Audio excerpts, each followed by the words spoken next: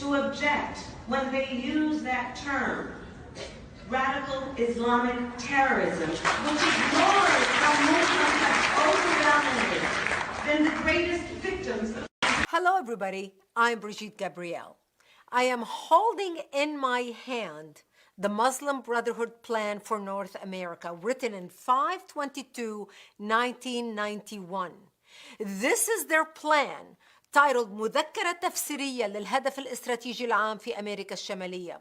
This is about their explanation on how they're going to take over the West, their 100-year plan to infiltrate and dominate the West and establish an Islamic government on earth.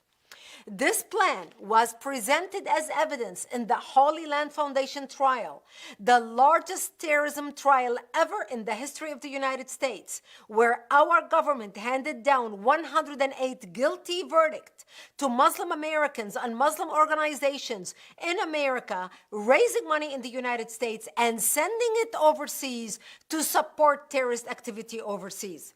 And I'm going to read you a paragraph about their intention in the United States and how they describe their work.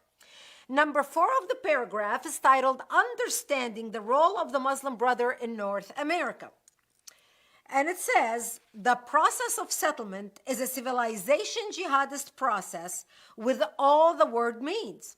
The Ikhwan, which is the Arabic word for brothers, must understand that their work in America is a kind of grand jihad in eliminating and destroying the Western civilization from within and sabotaging its miserable house by their hands and the hands of the believers so that it is eliminated and Allah's religion is made victorious over all other religion. As you can see, they don't mince words. They don't beat around the bush. They tell you exactly what they want to do. They go in detail in this booklet talking about how they are going to implement their plan and the organizations that they had set up in the United States in order for them to advance their plan in America.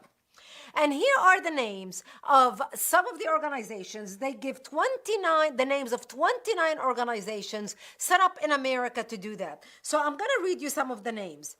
ISNA, the Islamic Society of North America. If the name sounds familiar, it's because ISNA used to be advisors to President Obama about Middle East policy.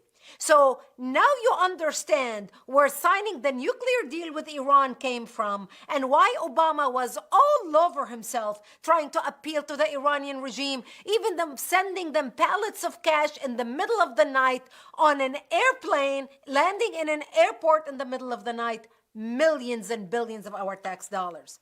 Number 2 on the list is the MSA, the Muslim Student Association.